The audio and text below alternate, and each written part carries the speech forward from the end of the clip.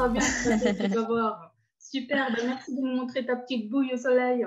Avec plaisir. Bisous, bisous à toutes. Bisous à toutes. Salut tout le monde.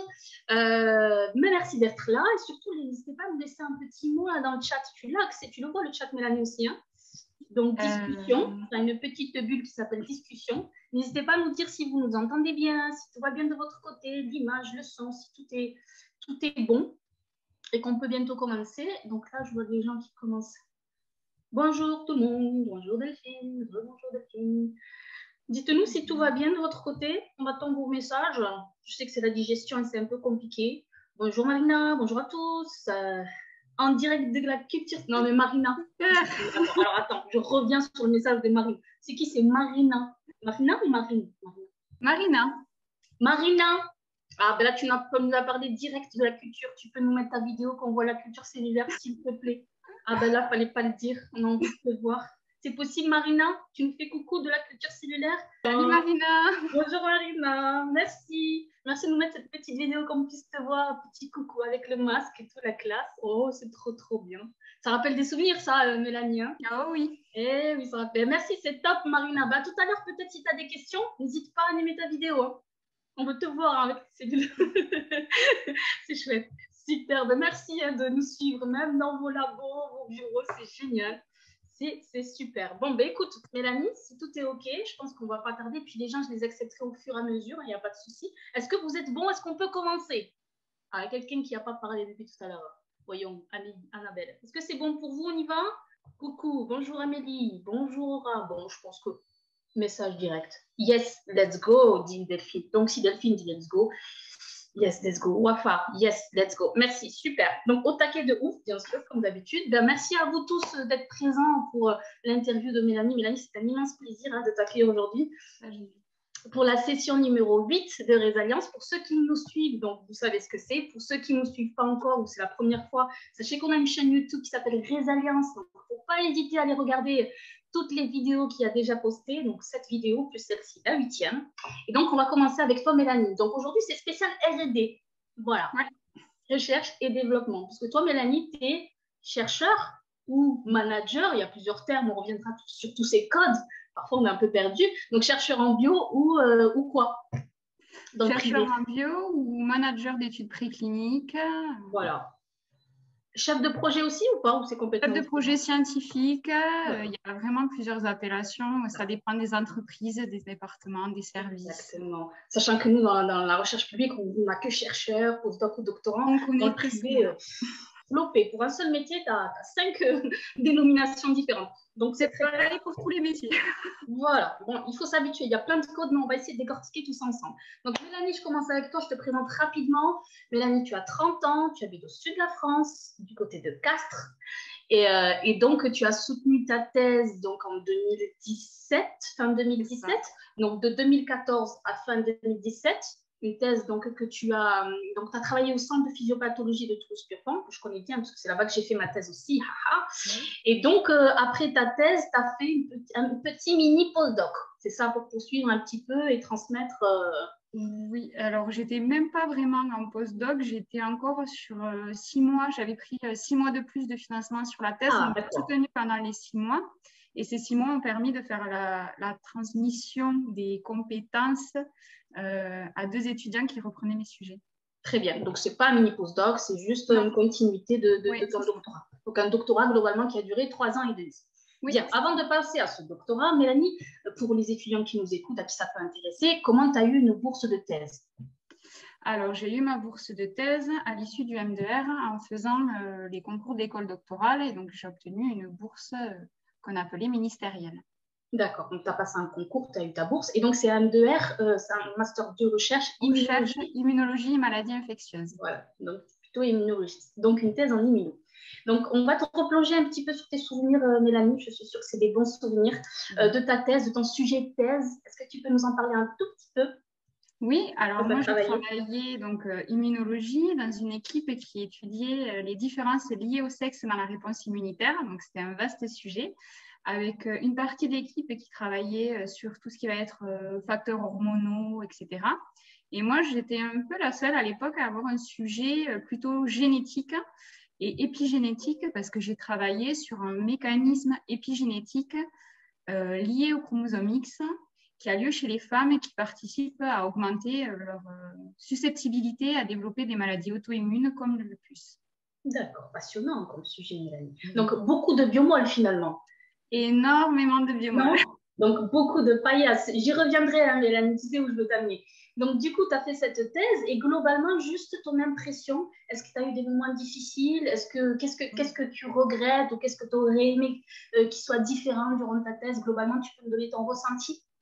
Alors, la thèse, c'est une super expérience. Je pense qu'on est tous d'accord pour, a posteriori, dire que c'était vraiment une expérience qui est très enrichissante et qui nous apporte beaucoup. Mais il ne faut pas se voiler la face. On sait tous que c'est quand même une période qui est très difficile sur le plan physique et aussi sur le plan psychologique parce que c'est un dépassement de soi dans les deux domaines. Moi, j'ai pris beaucoup de plaisir scientifiquement sur mon sujet. J'étais dans une équipe où j'avais vraiment un esprit d'équipe très marqué, donc beaucoup de soutien de la part de mes collègues. Ce qui était un peu difficile pour moi, c'est que j'étais très isolée sur ma thématique de recherche. Même dans l'institut, Sia, tu peux confirmer que j'étais très à part des autres projets. J'étais sur un segment qui était vraiment très différenciant. Donc, c'était une chance pour moi parce que j'étais obligée de me dépasser, d'aller chercher de l'accompagnement, des ressources à l'extérieur. Donc, ça m'a fait travailler sur ma timidité aussi et sur le fait d'aller plus vers les autres. Et c'est vrai que des fois, techniquement, j'aurais aimé avoir du soutien et pas être la seule à assumer la partie technique du projet. Contrairement à d'autres personnes, je n'avais pas forcément un ingénieur ou un technicien pour me soulager sur le plan expérimental. Et moi, c'est la partie qui m'a le plus pesé, si on peut dire. D'accord.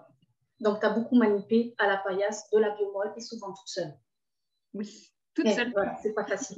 Non, je dis ça, Mélanie, parce que tu n'es pas la seule. Souvent, là, on a fait des interviews déjà et il y en a pas mal qui nous reprochent effectivement cet aspect-là de solitude, d'isolement. Quand on est en thèse, on travaille beaucoup et souvent, on est seul.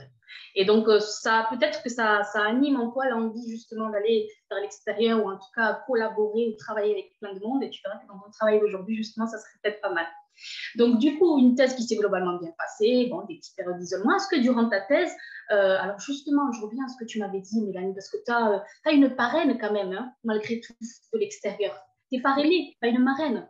Oui, alors c'est quelque chose qui est assez particulier. Depuis que je suis lycéenne, je suis parrainée. Alors, c'est terminé maintenant, mais j'ai été dans un programme de parrainage de la Légion d'honneur qui s'appelle Un avenir ensemble, qui consiste à associer des personnes qui ont été médaillées de la Légion d'honneur avec des jeunes, alors qu'eux, ils appellent méritants, mais méritants, ça veut tout rien dire. On va dire que c'est plutôt des profils de personnes de milieux pas forcément favorisés, sans forcément être complètement défavorisés. Voilà, c'est assez mixte dans les profils. Et qui ont, on va dire, une capacité, une volonté de travail qui transpire de leur personne et donc qui sont associés à quelqu'un qui va nous accompagner. C'est un parrainage qui n'est pas un parrainage financier, c'est un parrainage humain. C'est nous mettre avec quelqu'un qui va nous faire profiter de son réseau, de son expérience, de son vécu, son savoir-faire, voilà, pour nous aider à avancer sur nos projets. Cette marraine, Mélanie, elle était là. Il y a des moments où c'était un peu compliqué. Elle était là pour t'écouter, te conseiller, te rebooster. Donc, elle a joué un rôle important durant ta thèse. Elle a joué un rôle important pendant toutes mes études, depuis vraiment longtemps. J'ai eu la chance que ma marraine soit quelqu'un avec qui, humainement, ça s'est très bien passé dès le début. On a vraiment accroché. C'est devenu plus qu'une mentor. C'est vraiment un membre de la famille à part entière maintenant. Et même si le parrainage officiel est terminé, on continue de se voir régulièrement. Et c'est vrai qu'on échangeait beaucoup. Elle n'était pas du tout du même milieu professionnel. Elle s'est construite, elle a eu la médaille de la Légion d'honneur pour le mérite au travail. Elle est partie de rien, elle s'est complètement construite. Elle a passé des VAE très tardifs, jusqu'à atteindre des postes avec pas mal de responsabilités dans les secteurs industriels. Donc, elle n'avait pas cette vision et cette expérience de la recherche. Donc, elle découvrait aussi cet univers à travers moi. Et donc, elle m'a beaucoup accompagnée comme elle a pu, de par son réseau et toute sa bienveillance. Mélanie, tu peux le faire un petit big up à ta marraine, elle ratera. Oui. On l'aime tous déjà, tu vois. Un gros big up à Christiane qui, à mon avis, ne peut pas regarder parce que... Oui, en live, mais elle pourra revoir le replay. Hein. Oui. Pas toutes les vidéos sont en replay. Du coup, Mélanie, bon, toi, tu as beaucoup travaillé quand même. Hein. Est-ce que tu étais dans des associations d'étudiants? Est-ce que tu faisais des choses à l'extérieur quand même, malgré tout? Tu trouvais du temps? Alors, je ne suis pas dans des associations d'étudiants, mais je suis impliquée dans des associations. Je suis dans 2 comités des fêtes dans lesquels je pense que je suis un peu née dedans. Je nage dans cet univers depuis que je suis toute petite. Mon papa était déjà dans ces associations et donc ça a été normal pour moi de m'y investir dès que j'ai pu et depuis quelques années de façon plus importante parce que je suis vice-présidente d'une association et secrétaire d'une autre. Donc, ça me demande beaucoup de temps. C'était pas toujours facile de concilier cet engagement bénévole avec la thèse. Heureusement que le reste des équipes a su m'alléger quand il y avait besoin et qu'on pouvait se soutenir et s'organiser pour continuer à avancer ensemble. Mais j'ai eu à cœur de quand même maintenir cette activité parce que ça me permettait aussi d'avoir une soupape de décompression et des choses qui m'obligeaient à couper un peu de la thèse parce que la thèse, c'est 365 jours, 24 heures sur 24. Donc, c'est bien finalement. Tu avais cette écoute à travers ta marraine et tu avais ces bouffées d'oxygène avec tout ce que tu faisais avec les associations à côté. Oui. Donc, c'est quand même important durant une thèse. Comme tu disais, c'est assez intense et tu es un peu coupé du monde si vraiment tu fais que ça. Donc, c'est super. Donc, maintenant, on revient maintenant au côté scientifique. Mélanie, est-ce que durant ta thèse, tu savais ce que tu voulais faire? Est-ce que tu te voyais continuer la recherche ou pas du tout? Tu peux nous donner un petit peu ton état d'esprit à ce moment-là? Alors, moi, vraiment, je suis partie dans cette thèse par passion, la passion de l'immunologie qui m'a attrapée assez jeune. Je n'imaginais pas faire autre chose que ça.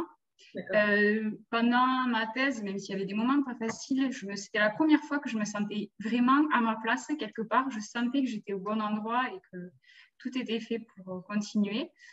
Malheureusement, j'ai eu des soucis de santé qui m'ont fait revoir mon plan de carrière. Donc, ça a été à la fois très difficile, à la fois très formateur. Ça a été une grosse déception de me dire ce que tu avais imaginé, c'est pas raisonnable, tu peux pas y aller. Donc, j'ai eu j'ai dû faire un gros travail sur moi, une grosse remise en question et je me suis dit, mais qu'est-ce que je vais faire? Qu'est-ce qui existe à part le post-doctorat et la carrière académique? Qu'est-ce que je peux faire avec ce doctorat? Parce que je ne veux pas avoir perdu toutes ces années. L'univers de la science, je ne me voyais pas le quitter complètement. Donc, j'ai entrepris pas mal de démarches personnelles pour essayer de trouver des pistes effectives pour la suite. Juste pour préciser, Mélanie, tes soucis de santé, tu les as eus durant ta thèse, durant le doctorat. C'est ça? Alors, avant ou... J'avais des choses avant qui se sont aggravées en fait à cause des conditions de travail, notamment beaucoup de biomoles, etc. Voilà. Et ça a provoqué d'autres problèmes qui ont fait que le travail de paillasse est clairement devenu incompatible avec ma santé. C'était pas raisonnable de continuer dans cette activité. Ce que je voulais souligner, Mélanie, c'est vraiment le travail de paillasse. C'est ces positions-là, et puis comme tu faisais beaucoup de biomoles, tout le temps courbé, j'imagine, et ça a aggravé tes problèmes de santé. Donc, vis-à-vis de ça, tu t'es dit, mais mon Dieu, si je continue à faire de la paillasse encore et encore, je vais détruire, bousiller ma santé. Et ben, c'était choisir entre ton métier ou ta santé. Et clairement, la santé passe en priorité, même si j'imagine que ça devait être, alors, pas un déchirement, mais c'était dur quand même. Tu peux parler de déchirement? Oui. C'est un déchirement quand tu te sens épanoui, que tu aimes ce que tu fais, te dire, je dois renoncer à cette vision que j'avais de mon avenir. Et puis forcément, moi, j'étais avant beaucoup dans l'anticipation et j'imaginais pas autre chose que faire une carrière académique. Et donc, c'est important quand même de souligner ça. Donc, du coup, il a fallu vraiment que tu te dises, qu'est-ce que je fais concrètement si je ne fais pas de la recherche académique? Quelles sont les autres opportunités, possibilités? Alors, est-ce que tu peux nous décrire, Mélanie, à ce moment-là, la démarche précise que tu as eue? Qu'est-ce que tu as fait à ce moment-là? Alors déjà, ce que j'ai fait, c'est d'essayer de me demander de quoi j'étais capable.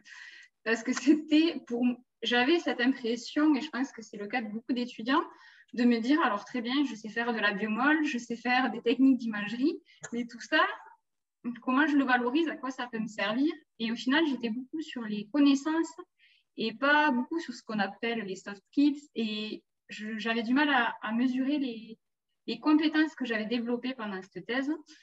Donc, j'avais regardé les programmes et nous, on avait avec l'école doctorale des modules de formation. On en avait une qui s'appelait poursuite de carrière après le doctorat, si je ne me trompe pas. Et donc, j'ai pris ce module pour essayer de m'ouvrir et d'avoir une vision de ce qui était possible.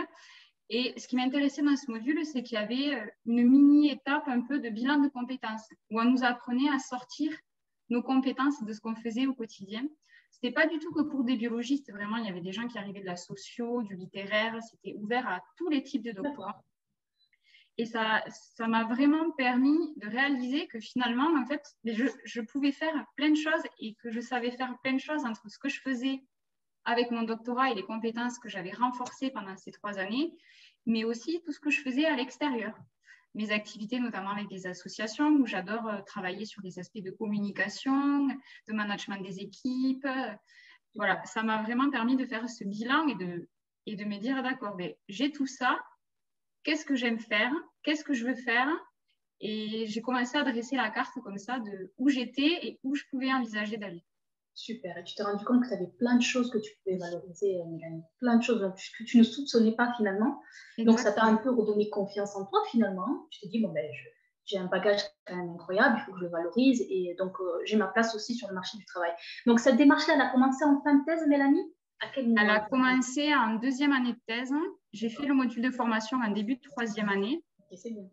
Après, j'avais quand même ce que je pense ont pas mal de docteurs. J'avais un peu c'était très paradoxal parce que j'avais aussi le syndrome de l'imposteur où on a toujours l'impression que on va finir un jour par découvrir que finalement on n'est pas si exceptionnel que ça, si méritant, qu'il y a peut-être des choses mieux, que peut-être on n'a pas lu l'article de 1982 et voilà. Donc c'était très perturbant de me dire il faut que j'arrive à me vendre, à trouver des formations, à trouver quelque chose, tout en sachant qu'au fond, mais j'étais pas si confiante que ça. Si, tu sais le faire, mais moi j'avais du mal à. C'est encore, Mélanie, tu sais le faire. Il faut se convaincre encore, il faut se pousser, il faut se booster. Si ton environnement, durant ta thèse, il est plutôt là pour te mettre la pression qu'autre chose parfois, mais il faut trouver vraiment la force de se booster. Donc, du coup, c'était en 2e année, donc du coup, tu as pu quand même anticiper. Alors, la vraie question que je voulais te poser, c'est est-ce que tu voulais absolument quand même continuer dans la recherche? C'est ça ma question. Est-ce que tu savais qu'il existait des métiers dans la R&D, la recherche-développement, mais dans le privé? Est-ce que tu avais conscience de ça, Mélanie? Oui, j'avais conscience qu'il existait des métiers en R&D dans le privé parce que, notamment grâce à mon parrainage et au réseau de ma marraine, je travaillais pour des emplois d'été, etc., dans l'industrie pharmaceutique. Mais alors, pas du tout dans la R&D, vraiment dans des postes d'emploi d'été, administratifs, des choses très... Mais par les échanges que j'avais pu avoir lors de ces expériences, je savais qu'il existait un aspect R&D privé, avec des choses où il y avait vraiment des chercheurs... Donc, moi, je me suis dit, si je ne peux pas continuer dans les conditions du public, de l'image que j'avais du privé, je peux aller là-bas. C'était très difficile pour moi de me dire, je ne vais plus faire de sciences. J'avais un peu de mal.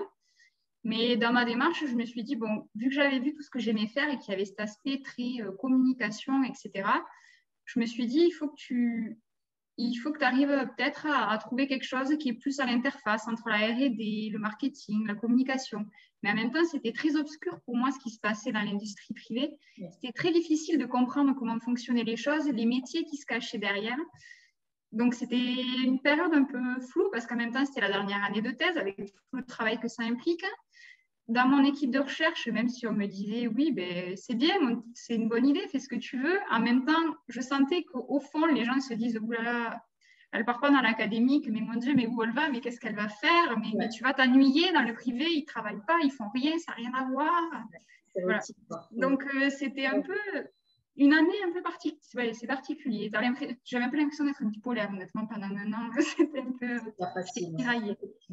C'est pas facile, effectivement, quand on n'a pas ce support ou ce soutien ou ces conseils autour, mais on est dans le flou. Et tu vois, la situation que tu décris, Mélanie, c'est une situation qui concerne pas mal de doctorants aujourd'hui, voire de post-doc. C'est-à-dire qu'on a toujours ce flou, on ne sait pas trop comment ça marche.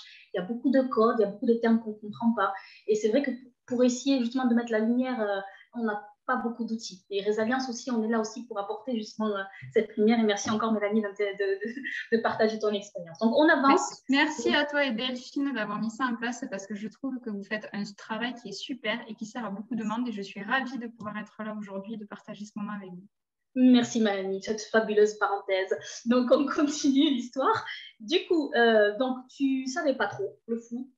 Et donc tu as quand même ta marraine qui a évolué, qui a fait sa carrière en pierre pas dans la recherche, mais qui a débuté technicienne, etc.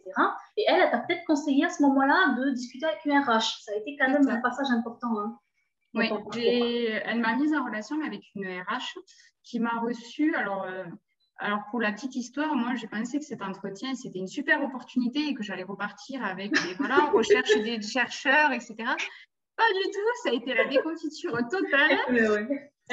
Quand je suis arrivée, en fait, c'était un entretien vraiment très dans la bienveillance. Elle m'a expliqué l'état du marché. Elle m'a reconfortée dans ce que j'avais pris dans ce module de l'école doctorale, en me disant, mais Mélanie, avec une thèse, avec ce que tu fais, avec ce que moi je vois de toi, tu as telle compétence. Oui, tu as raison, tu t'épanouiras certainement dans le privé. Il n'y a pas de raison. Par contre, rentrer comme ça de suite après ta thèse, ça va être compliqué. Moi, je te conseille de repartir faire une formation complémentaire. Il existe des masters spécialisés en école de commerce. Alors moi, je ne savais même pas que ça existait. Hein. C'était très loin de mon cursus scolaire. J'en avais aucune idée. Et elle m'a dit, voilà, cherche une formation qui te plaît, quelque chose en alternance. Ça te permettra de mettre ce pied dans le privé, de déjà, toi, te rassurer sur le fait que, ben, oui, tu vas t'épanouir là-dedans, de te faire un réseau et ta passerelle sera beaucoup plus facile. En plus des doubles compétences et diplômés, c'est rare sur le marché, c'est des profils qu'on recherche de plus en plus. Donc, ça te permettra d'ouvrir des portes de beaucoup d'entreprises. Et si ça ne te plaît pas, ben, ça te donnera, avec cette formation, l'opportunité de switcher vers d'autres domaines de compétences. Et elle m'a dit, ben, tu réfléchis et tu reviens vers moi. Moi, je suis partie de là désespérée, en me disant, non, mais moi, je sors de 8 ans d'études, je ne vais pas retourner à l'école. La douche froide à ce moment-là, Mélanie, c'est la douche froide quand même. J'imagine que ça a été, moi, c'était un choc pour toi d'entendre qu'il fallait retourner dans les bancs de l'école, refaire un master après un bac+8. Et je pense qu'il y a encore des gens qui pensent ça aujourd'hui. Mais essaye de nous expliquer justement comment tu es arrivé à cette réflexion de te dire, non, il faut que j'y aille en fait. Mais alors, le temps du trajet de retour à la maison, j'ai beaucoup cogité. Et alors, au début, j'ai été très, je pense aussi, voilà, tu te dis, non, mais ton ego, il est frappé. Tu te dis, mais c'est pas possible avec +8 qu'on me dise que je ne fais rien et qu'il y a des gens qui vont arriver avec un niveau master, parce que c'est ce qu'elle m'expliquait, des gens qui arrivaient avec un niveau master, mais qui avaient déjà cette connaissance du privé, allaient me passer devant parce que dans les entretiens, ils allaient avoir tous les codes, ils allaient passer. Et j'avais beau avoir plus de compétences, un meilleur savoir et peut-être plus d'expérience, parce que cette thèse, ces 3 ans, c'était déjà une expérience professionnelle. J'allais avoir énormément de mal à me vendre face à ces candidats. Donc, bon, passer la déception et le coup à l'ego, je me suis dit, OK, c'est ton ego qui parle, tu n'as pas envie, tu te croyais sorti des études, mais finalement, elle a peut-être raison, c'est pas si bête. Plutôt que de rester à la maison et de mettre 2 ans à trouver un travail, ben, passe un an dans une école, cherche-toi quelque chose en alternance, avec pas trop d'école si possible, parce que voilà, le côté très descendant d'une formation, ça m'effraie un peu. Ouais. Mais c'est une chance, tu connaissais pas ce système, ça te permettra de découvrir des nouveaux métiers. Donc, je l'ai pris de façon passer la déception. 1 heure après, déjà, j'étais un peu plus positive et je me suis dit, oui, allez, on va y aller. On va essayer. Donc, je me suis renseignée et j'ai cherché comme ça le master que je voulais faire à l'école. Très bien. Tu as dit quelque chose d'important, Mélanie, je voudrais qu'on y revienne juste 30 secondes. La RH, elle t'a dit, oui, alors, il y a des profils effectivement en master, c'est-à-dire d'école d'ingé, qui en dernière année, mais pas que, font donc déjà des études en alternance, donc ont déjà cette expérience dans l'industrie pharma, et souvent, eux, ils ont toutes leurs chances pour être chargés de recherche, même s'ils n'ont pas fait de doctorat. Et c'est vrai qu'on a tendance à penser que parce qu'on est chercheur, on a une thèse ou postdoc, forcément on est prioritaire et toutes les portes de la R&D vont s'ouvrir à nous facilement. Je pense que là-dessus, il faut vraiment souligner que, attention, ça ne fonctionne pas comme ça. Tu vois, il faut nous aussi, effectivement, qu'on arrive avec un bagage. La première chose donc, qu'un RH peut te reprocher, c'est de ne pas connaître les codes de l'industrie pharma, de ne pas connaître le fonctionnement. Et malgré que tu aies des connaissances sur ce monde, ça ne suffit pas aujourd'hui. Et ça, c'est important d'en prendre conscience. Hein. Je parle à tous les doctorants et postdocs.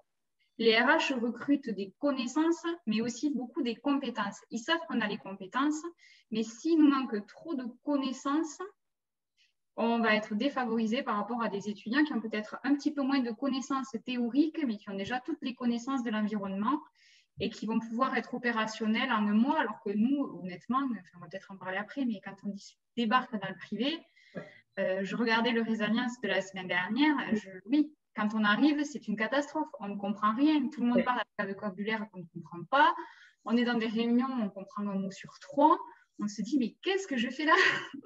Là, tu fais référence à Sylvain qui a fait du marketing et me disait, hein, au début, mon Dieu, elle ne comprenait rien. Après, c'est quand même très stimulant parce qu'on découvre plein de choses. On adore ça, hein, finalement, on est curieux, on aime apprendre. Exactement. Il faut un temps d'adaptation, n'empêche, il faut pouvoir mettre un premier pied dans le privé. Et c'est ça le plus difficile, Mélanie. Donc, toi, tu as opté, et je pense que c'est une option, et peut-être qu'il y en a d'autres, tu as opté le passage par une école de commerce. Oui. Tu peux nous parler de ce master un petit peu du contenu, Mélanie? Oui, donc j'ai fait un master management, marketing et commercial dans les industries de santé. Vous avez déjà reçu Gaëtan qui avait fait le même master que moi et qui a pu témoigner sur le master. C'est une formation qui permet de s'orienter vers des postes assez divers. Ça va du chef de produit à marketing, parce qu'on a quand même une formation qui est assez solide en marketing, au chef de projet scientifique, au business manager, comme on a pu le voir avec Gaëtan. Voilà. Ça permet d'avoir vraiment des connaissances de tout ce qui se passe dans les industries de santé, que ce soit les gros groupes pharma, les biotech. Voilà, on est formé d'un point de vue management, marketing, on est formé à la communication, on est formé à la comptabilité, on est formé du point de vue législatif, gestion de projet. Voilà, c'est assez complet. On a de super intervenants et c'est une formation qui est quand même, alors je dois le reconnaître, je pensais que ces formations en alternance, c'était quand même moins compliqué que la thèse. Alors, c'est pas comme la thèse, mais c'était plus compliqué que ce que je pensais. Ça demande quand même beaucoup d'énergie et beaucoup de temps. Parce que comme ça a été très bien expliqué dans le dernier Résilience, il faut digérer toute cette partie privée qu'on ne connaît pas, un nouveau métier, un nouvel environnement, il faut s'approprier les codes, le vocabulaire, le fonctionnement, les attentes, les connaissances nécessaires. Et en même temps, il y a la partie école, où c'est pareil, on a envie d'apprendre, donc on a tout ce travail.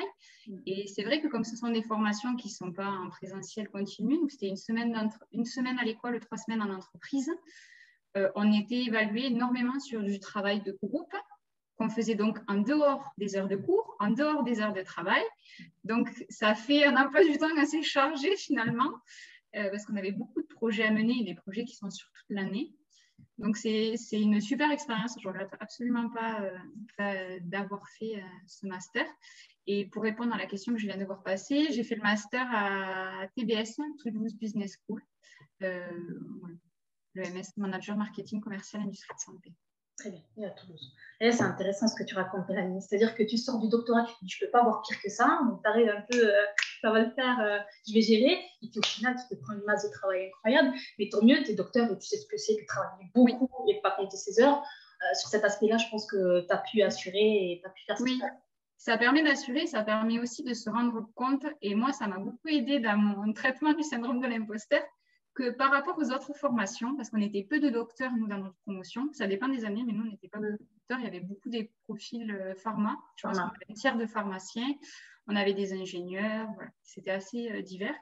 On a quand même une capacité de travail, une capacité d'esprit de synthèse qui est supérieure aux autres formations.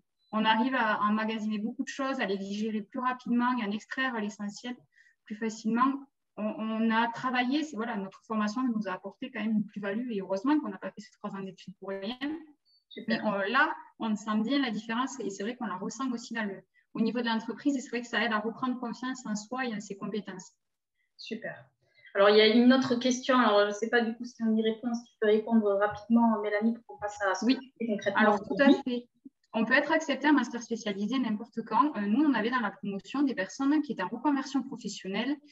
Alors, je ne veux pas dire d'âge parce que si jamais elle écoute, je vais me faire taper sur les doigts.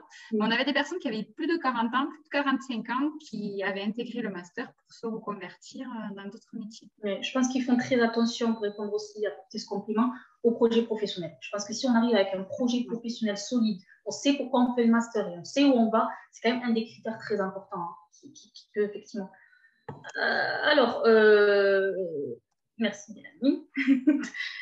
Comment s'appelle exactement ce master pour terminer et clôturer sur le master? Je le mets dans la discussion directement. Alors, je ne sais pas, Calobert, excuse-moi, je ne connais pas le prénom, je ne sais pas si c'est Aubert ou... Voilà.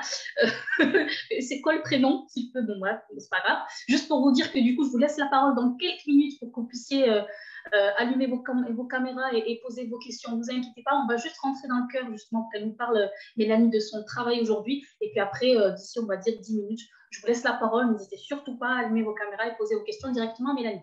Mélanie, juste maintenant pour rentrer, alors commence déjà par ton alternance. C'était quoi le job? C'était quoi l'intitulé de ton job? Et qu'est-ce que tu faisais finalement dans ton travail?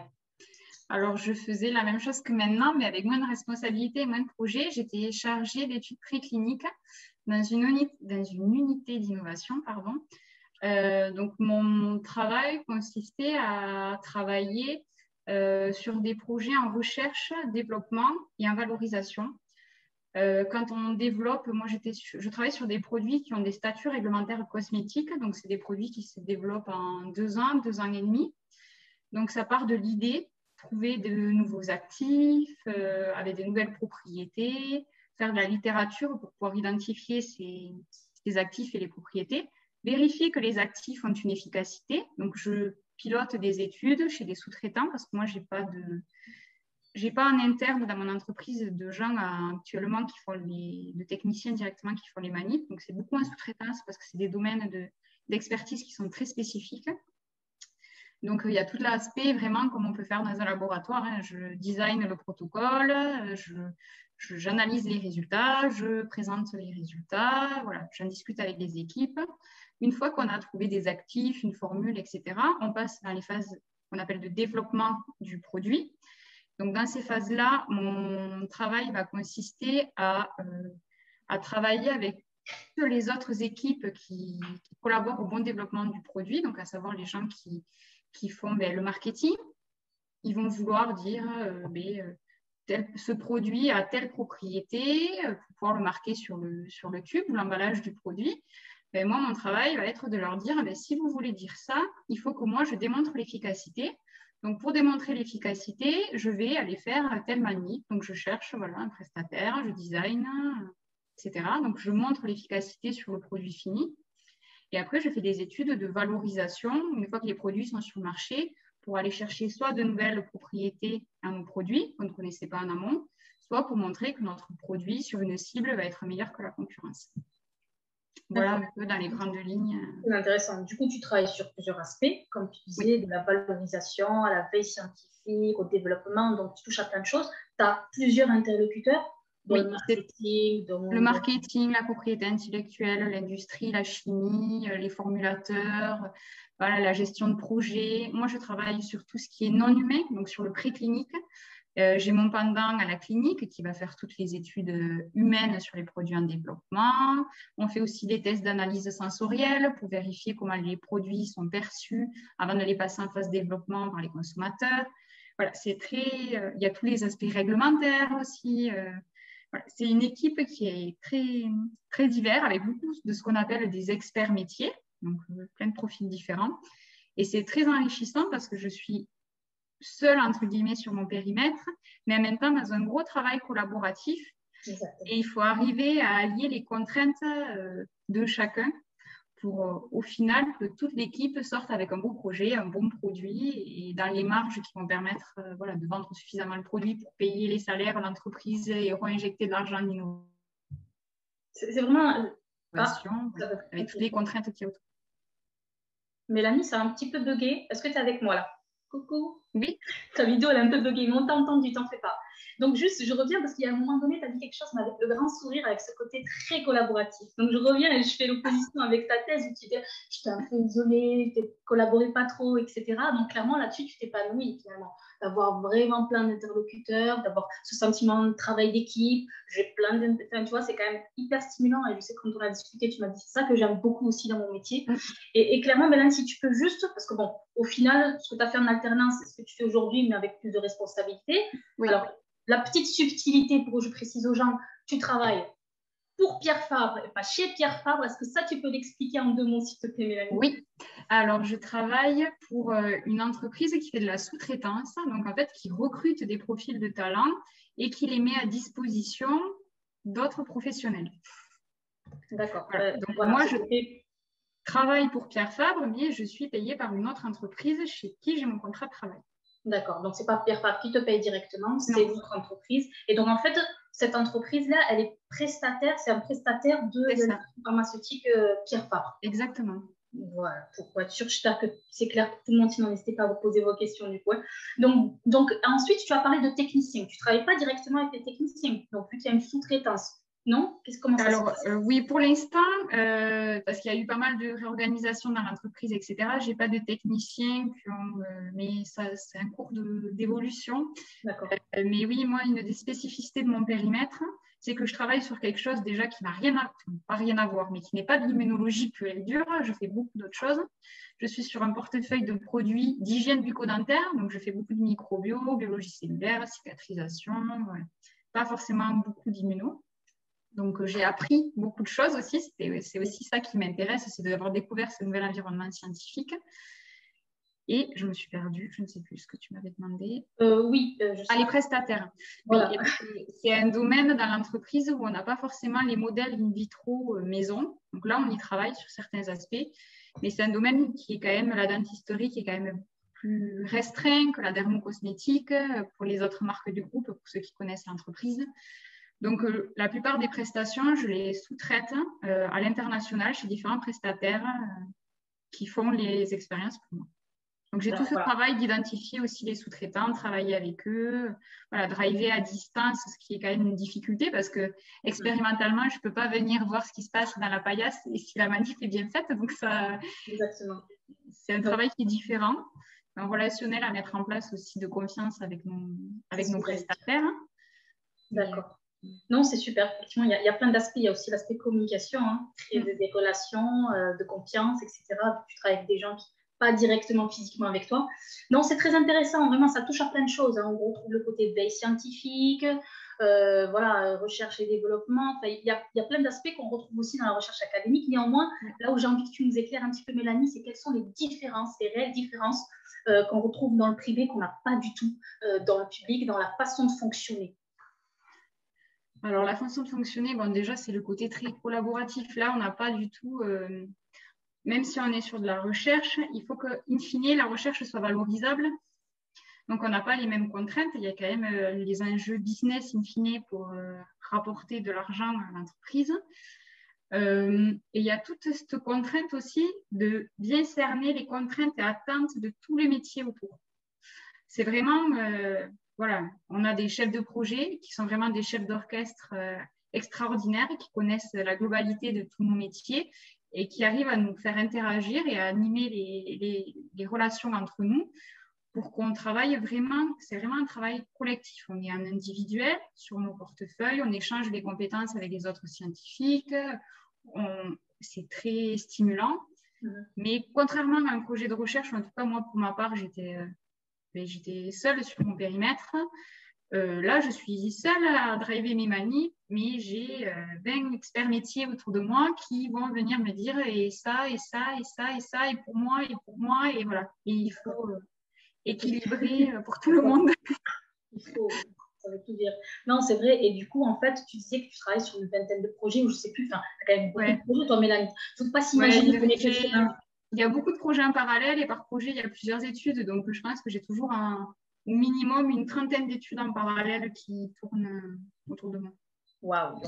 Et puis, ça demande beaucoup d'organisation et ça, je pense que c'est des compétences qu'on a bien acquises pendant la thèse parce que et on passe d'un sujet où on était sur du R à une étude sur de la valorisation. D'un coup, on est sur du développement, que ce n'est pas les mêmes contraintes à chaque étape. Et l'industrie privée est quand même en tout cas, dans les gros laboratoires pharmaceutiques comme Pierre Fabre, c'est quand même des usines à gaz de process, même si on travaille à simplifier tout ça. Il y a vraiment une grosse part process qu'on n'a pas quand on fait de la recherche académique, clairement. Voilà, on fait nos projets, on vit pour nos manips et chaque manip, on avance. Là, il y a beaucoup de choses qui rentrent en jeu qui sont plus lourdes que... J'ai envie de te challenger sur quelque chose, Mélanie, pour que tu m'expliques. Est-ce que vraiment on peut dire que dans le privé, tu as moins de liberté? Voilà, avec tous ces process finalement, comparé au doctorant ou au postdoc qui peut décider comme ça, ben tiens, je vais tenter cette manip, pourquoi pas, sans forcément un but derrière, mais en se disant ça peut être intéressant, ou tu vois, à partir sur des trucs un petit peu de créativité, etc. Ça dépend. D'accord que, dis-moi. Ça dépend si tu es sur quelque chose très en recherche. Une fois que tu as un développement, Tu peux avoir de la créativité en allant apporter un nouveau modèle, mais tu ne vas pas d'un coup changer des textes qui ont été validés par le juridique. Tu ne peux pas. Enfin, tout le monde est d'accord, on fait dire ça au produit. Tu ne vas pas arriver en disant je change tout maintenant, ça fait un an et demi qu'on est tous sur le projet, je refais tout. Par contre, sur la partie recherche, sur ce qu'on appelle du push idée, enfin, l'apport d'idées, d'innovation, etc., là, on peut être quand même très créatif, mais on a toujours quand même l'objectif final que ça serve nos portefeuilles produits. Que dans la recherche académique, tu peux partir complètement sur un sujet qui va être complètement différent. Donc, tu es quand même restreint à un univers. Même si tu es immunologiste, il y a peu de chances que d'un coup, tu te mettes à faire, je ne sais rien, de la biologie végétale. Enfin, voilà, tu as quand même ton univers, mais... Et ça se comprend parfaitement aussi. On a les contraintes, il faut quand même que ça serve à quelque chose. On est moins sur de la recherche de fond qui peut servir à, même si on en fait un peu, on est moins sur ces aspects-là. En vrai, dans les deux, on trouve des contraintes. C'est-à-dire que le chercheur, doctorant, postdoc, il fait ça pour faire avancer la science, mais en même temps, il faut qu'il publie derrière. Donc, il y a des contraintes de timing. Et puis voilà, il faut pouvoir sortir des résultats rapidement. Et puis, à vous, il y a plutôt ces contraintes aussi de business, parce que c'est un produit qu'on veut vendre derrière. Donc, il y a le côté financier, business aussi qui entre en jeu. Dans les deux cas, ça s'exprime de façon différente, mais au final, les contraintes sont là pour tout le monde. Oui. Et donc, c'est ça aussi qui est intéressant à comprendre dans ton métier au quotidien. Je tiens juste à préciser que c'est le moment vraiment d'allumer vos caméras et de poser vos questions. Vraiment, Mélanie, vous avez la chance, Mélanie est là pour répondre à toutes vos questions. Donc, n'hésitez pas, on compte sur vous. Voilà, Chama. Bonjour, Chama. Salut Asia, salut Mélanie. Bonjour Chama. Ça va, merci encore pour ce beau Résilience qu'on a la chance d'avoir. Donc moi j'ai une petite question pour Mélanie, puisque je suis très impliquée sur ce sujet-là, étant donné que je voudrais faire aussi ce master spécialisé chez TBS. Et je voulais avoir ton avis sur la réalité du marché en industrie pharma, Toulouse particulièrement, parce que là, moi, je sors de l'académie pour aller vers l'industrie pharma et je me rends compte qu'il y a surtout Pierre Fabre, avec qui j'ai déjà essayé d'avoir cette alternance-là. Mais sinon, qu'est-ce que tu penses du marché? Est-ce que, d'après toi, c'est un marché qui est assez ouvert ou pas, disons, sur Toulouse et en Occitanie de manière générale? Alors, sur Toulouse et l'Occitanie, dans le cadre de l'alternance, alors il faut savoir que les alternances demandent aux entreprises de payer les alternants et de payer la formation. Ce sont des formations qui sont assez onéreuses, donc ils ont des réductions d'impôts, etc. Donc, c'est vrai qu'il y a beaucoup d'offres d'alternance, souvent dans les gros laboratoires, plus que dans les petites startups, et même si on peut trouver dans des plus petits laboratoires. Donc, pour la partie alternance, je suis d'accord avec toi que sur la région, on est peut-être un peu restreint.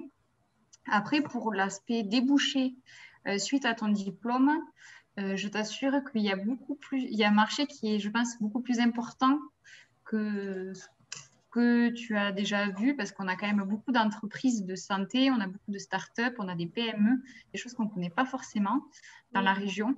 Et il y a la possibilité de travailler assez facilement avec des doubles compétences comme la nôtre. D'accord. Et du coup, quand tu faisais l'alternance, est-ce qu'il y avait des alternants qui n'étaient pas en entreprise, ou tous ceux qui sont en alternance, ils ont forcément un pied en industrie déjà? Alors, tous ceux qui sont en alternance doivent être dans une entreprise, parce que sinon, tu ne peux pas valider le diplôme, il faut trouver une entreprise. Mais la plupart des alternants, lors de ma promotion, n'étaient pas en alternance sur Toulouse, mais étaient en alternance sur d'autres villes, Paris, Lyon. D'accord. C'est tout à fait possible de faire le master en étant en entreprise ailleurs que Toulouse. D'accord, très bien. Il y en avait beaucoup sur Paris. Ok, merci beaucoup Mélanie. Avec plaisir.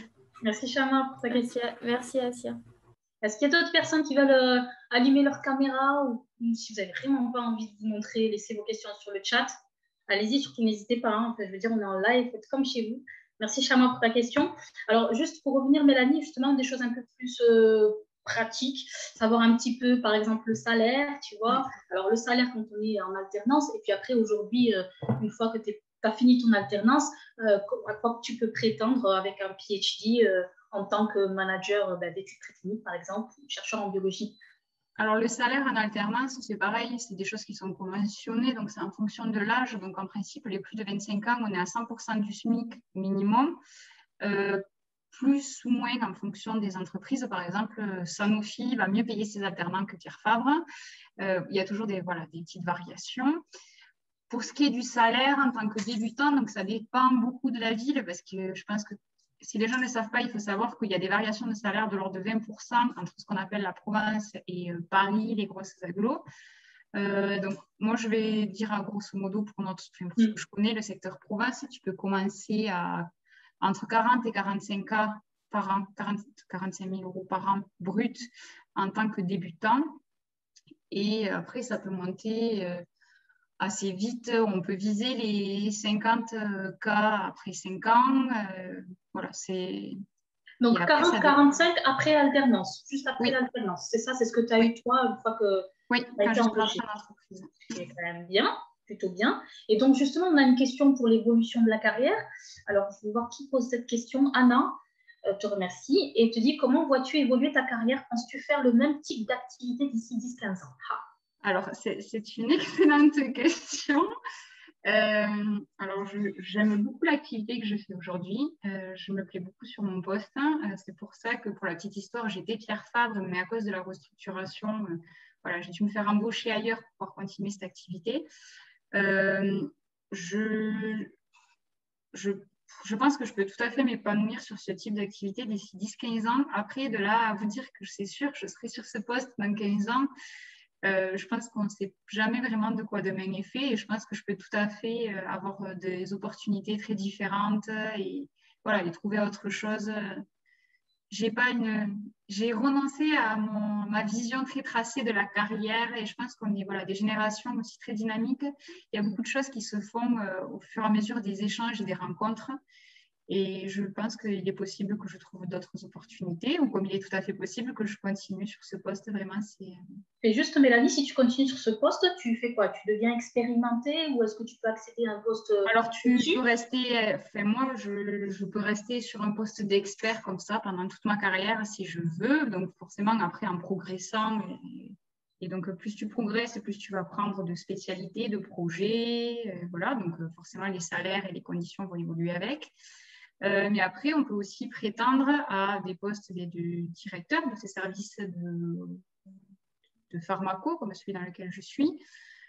Et c'est vrai que l'avantage aussi d'être dans des gros groupes, pour ceux qui sont vraiment dans l'industrie en elle-même, c'est qu'on a accès à des tremplins très faciles entre les différents métiers. Il est très facile de se réorienter et de découvrir un nouveau métier au bout de 5 ans. Voilà. C'est ça qui est très intéressant. Moi, je le vois quand je discute avec les gens.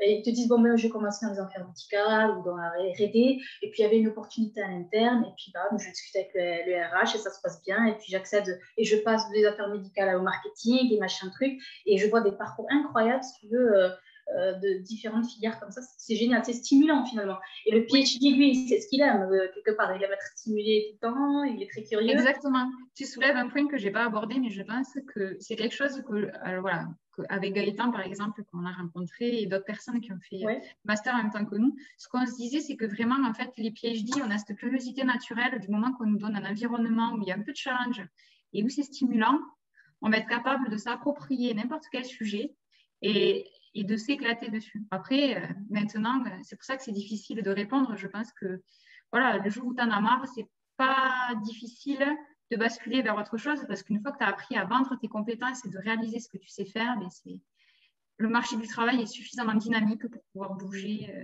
on crée des besoins et c'est vrai que l'avantage d'avoir ces doubles diplômes, c'est que ça nous donne quand même une visibilité sur le marché.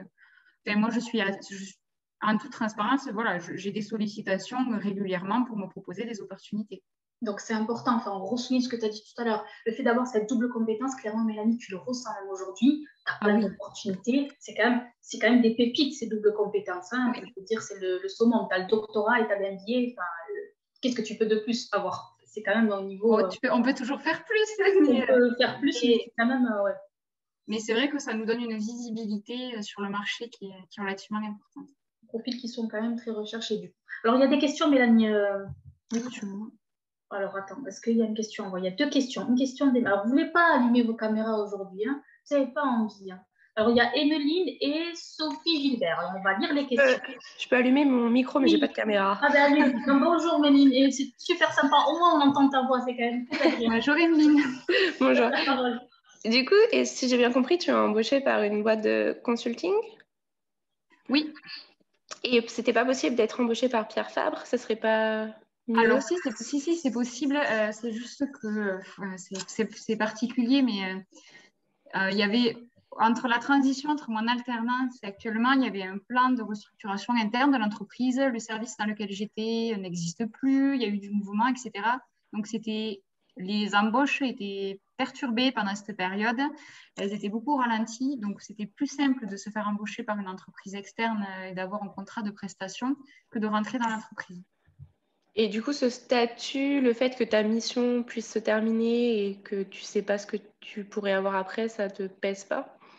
Alors, non, parce que je suis quand même un CDI dans l'entreprise où je suis. Donc, si je perds ma mission chez Pierre Fabre, ils vont me retrouver une mission dans une autre entreprise. Et donc, je vais découvrir un nouveau périmètre, de nouvelles équipes, de nouveaux challenges. Ok. Mais ça peut être sur toute la France, la nouvelle mission? Non, après, ça dépend de comment tu conclus ton contrat de travail. Moi, je n'ai pas de mobilité. Moi, je ne peux pas partir plus loin que la région. J'ai défini une mobilité de secteur en dehors de laquelle, soit on fait une rupture conventionnelle s'ils n'ont rien à me proposer dans le secteur, soit c'est des points que tu peux négocier. Je ne savais pas que tu pouvais négocier une zone géographique. Merci. Avec plaisir. Mélanie, il y a une question de Sophie qui est aussi. Merci pour la question. Merci beaucoup, Émeline. C'était Émeline? Non, Émeline. Oui, Merci beaucoup, Émeline, pour ta question. Alors, une question de Sophie, justement. Je pense qu'il y a beaucoup de doctorants ou qui se posent la question, de jeunes docteurs, Mélanie, à savoir, est-ce qu'après le doctorat ou après un postdoc, est-ce qu'on peut de suite postuler justement pour des chargés de recherche? Quelle chance on a finalement d'être accepté pour ce genre de poste?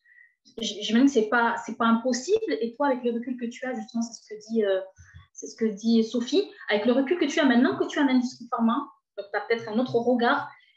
Quelle chance ont des jeunes docteurs, sans passer par cette double compétence, quelle chance ils ont de pouvoir intégrer directement le privé? Je suis partagée dans ma réponse parce que j'ai des collègues, pour répondre vraiment à la question de Sophie, qui ont réussi à rentrer directement après le doctorat, mais ça leur a pris 2 ans. Moi, pendant ces 2 ans, du coup, j'ai continué à travailler, donc ça a continué de remplir mon CV et j'ai cette double compétence qui me permet aujourd'hui d'avoir une assise, entre guillemets, même si rien n'est jamais acquis, sur le marché du travail. Donc moi, je pense que ces doubles compétences, ça reste quand même quelque chose qui en plus est accessible, qui permet de ne pas végéter, entre guillemets, même si ce n'est pas végéter, mais ça peut être une période très longue et difficile d'être sans emploi, de devoir chercher. Et la difficulté de réussir à s'insérer, je pense qu'il y a beaucoup une question de tempérament. Donc moi, c'est vrai que je conseille plutôt aux gens de faire, même si ce n'est pas l'école de commerce, d'essayer de faire un stage, n'importe quoi, de trouver une formation qui leur permette de rentrer et de faire cette mini, même si elle est toute petite, une mini expérience dans le privé, histoire de pouvoir dire, voilà, je connais vos codes et surtout, ça va vous permettre de savoir vous vendre le jour où vous allez devoir passer les entretiens parce que finalement, la clé, c'est ça, c'est savoir vous vendre et savoir dire, mais oui, je sais faire, oui, je vais savoir faire, oui, je vais être compétent et vous ne pouvez pas vous passer de moi. Alors après, c'est vrai qu'il faut avoir des éléments, comme tu dis, en entretien pour pouvoir se valoriser sur cet aspect-là. Alors, tu as souligné quand même qu'il y en a qui arrivent à décrocher directement des jobs de chargé de recherche, par exemple, donc de faire de la R&D directement après le doctorat ou après le postdoc. Alors, ça met plus de temps, mais en même temps, il n'y a pas que l'industrie pharma aussi, Mélanie. Il y a des startups, il y a des biotech, il y a des CRO. Ah oui. Là, je ne parle pas forcément que pour l'industrie pharma. Je parle qui ont réussi à trouver un poste équivalent au mien. Voilà. Mais pas forcément dans une grosse big pharma. Ça peut être tout à fait dans des startups, dans des PME, voilà. Et qui ont réussi à retrouver quelque chose d'environnement scientifique d'un niveau chercheur. Est-ce que du coup, c'est plus difficile dans les grosses industries d'intégrer les grosses industries ou moins ou, Je pense que c'est toujours une question d'être au bon endroit au bon moment, d'avoir la bonne opportunité. Je ne sais pas si c'est plus difficile dans les grosses industries, honnêtement. C'est beaucoup... Ce qu'il faut vraiment comprendre, et c'est aussi pour ça que Resania, c'est super, c'est que ce qui va être important pour être au bon endroit au bon moment, c'est de se faire le bon réseau et d'être au courant de la bonne opportunité quand elle va être là.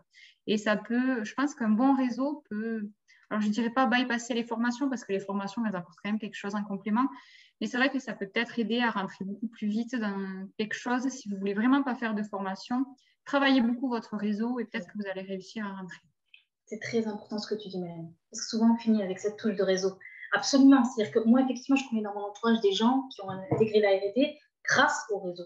c'est parce qu'ils étaient entrés en contact, ou même des fois ça aide parce que pendant le doctorat, le postdoc, on a été en collaboration avec le privé. Exactement. Ça, c'est des choses qu'on peut valoriser. Donc, des gens qui nous connaissent notre façon de travailler, on peut envoyer un CV, on peut rester en contact, on peut, tu vois, quand il y a une opportunité. Donc, et c'est carrément ça, c'est-à-dire qu'il faut absolument travailler son réseau et parfois ça permet de bypasser finalement ces filtres-là et directement accéder à des postes de chargé de recherche sans pour autant passer par une école de commerce, même si c'est important et que ça peut apporter une double compétence. Donc, il y a plusieurs chemins possibles. Oui. Et dans tous les cas, il faut s'armer de patience, de résilience et créer un réseau, booster son réseau tout le temps. Parce que finalement, le travail du réseau, c'est quelque chose qu'on fait tout le temps. Ah oui, c'est un travail de long terme. Et plus tôt on le fait, mieux c'est. Est-ce qu'il y a d'autres questions, oui. On a oublié la question de Karen. Ah, oui. Karen. Bonjour, en fait, moi, je suis étudiante en Master 2 recherche en biologie santé. Donc, en fait, ma question, comme de nombreux de mes camarades se pose, est-ce que je fais une thèse ou non? Est-ce qu'il vaut mieux faire par exemple, partir sur une école d'ingénieur biotech ou partir sur une formation post-master, par exemple, de management des industries biotech, ou faire une thèse et au final se retrouver dans la même question de devoir refaire une formation après? Voilà. Est-ce que c'est vraiment un plus de faire une thèse? Est-ce que c'est suffisant, un bac plus 5 pour intégrer le monde du travail? Merci pour ta question, Karen. Alors oui, un bac plus 5, c'est forcément insuffisant. Après, il n'y a pas de... quelque chose qu'il faut que vous vous disiez bien, c'est qu'il n'y a pas de voie royale d'accès aux choses. Chaque parcours est différent. L'important, c'est pour vous de faire ce qui vous plaît et ce qui va vous apporter les clés dont vous avez besoin. On n'a pas tous besoin des mêmes clés, on n'a pas tous besoin des mêmes expériences. Quoi qu'il en soit, je ne peux pas dire que la thèse, ça ne sert à rien, parce que clairement, ne serait-ce que sur la négociation d'un salaire, avoir une thèse, ça va être un avantage par rapport au master, ça c'est évident. Pour avoir peut-être aussi plus de crédibilité, entre guillemets, quand tu arrives, c'est vrai qu'on va considérer, ben voilà, tu as un niveau qui est acquis et on ne remet pas en question ton statut. Après, la thèse, ça va t'apporter, c'est comme toute expérience, ça va t'apporter des choses différentes et chaque formation va t'apporter des choses. Donc, moi, j'ai toujours de mal à dire aux gens, fais plutôt ça ou fais plutôt ça, ça dépend. Qu'est-ce que tu cherches, qu'est-ce que tu veux et qu'est-ce que selon toi, il te manque comme compétence pour être bien? D'accord. Désolée, c'est peut-être pas très clair pour toi. Oui, merci. Karen, ta question est vraiment très, très, très intéressante pour le coup. Hein. C'est vraiment se dire en quoi le PhD, effectivement, ou en quoi le doctorat apporte un plus dans ce que tu fais aujourd'hui, Mélanie. Et je pense que déjà, dès l'alternance, tu m'as dit tout de suite, hein, j'ai ressenti que le fait d'avoir fait une thèse, clairement, ça fait la différence sur plein d'aspects. On en a discuté tout à l'heure. Ben, tu as quand même 3 ans d'expérience professionnelle en plus, tu as l'habitude de travailler sous pression, de résoudre des problèmes complexes, tu fais preuve de beaucoup de résilience, de capacité de travail. Et cette maturité professionnelle aussi que tu vas avoir, ça te confère, je trouve, en tout cas sur mon poste à moi, je trouve que ça m'a conféré un avantage par rapport à quelqu'un qui n'aurait pas fait ce genre d'expérience. Mais voilà, comme le dit Delphine dans les commentaires, chacun sa route, chacun son chemin.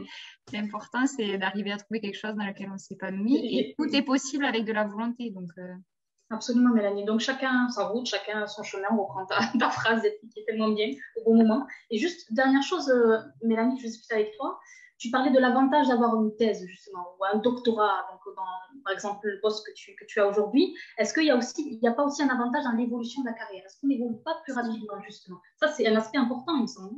Alors, je pense qu'en termes de responsabilité et de grille de salaire, ça nous confère un avantage par rapport à un niveau bac plus 5. Mais après, ça ne veut pas dire qu'un bac plus 5 ne peut pas atteindre ce qu'un étudiant en thèse.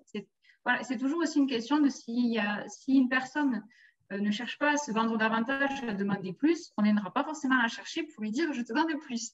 Donc, un bac plus 5 qui négociera mieux qu'un doctorant aura peut-être de meilleures conditions qu'un doctorant. Enfin, voilà, absolument. Je pense que, comme tu dis, il n'y a pas de route tracée vers l'or. Il n'y a pas ça. Il y a surtout un travail sur la confiance en soi, tu vois. Cette capacité de se valoriser en entretien, tu vois, de se défendre tous ses acquis.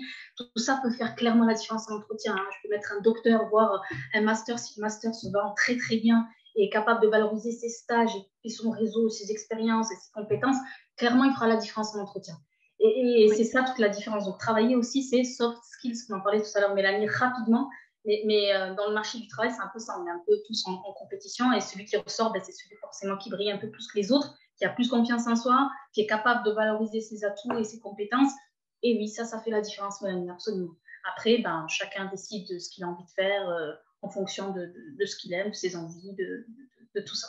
Mais en tout cas, Mélanie, si y a des gens qui ont envie de te solliciter, de poser d'autres questions, est-ce que du coup, tu es ouverte pour discuter en dehors Oui, n'hésitez pas du tout à m'envoyer vos questions par LinkedIn, etc. J'essaierai de vous répondre s'il y a besoin de s'appeler pour discuter.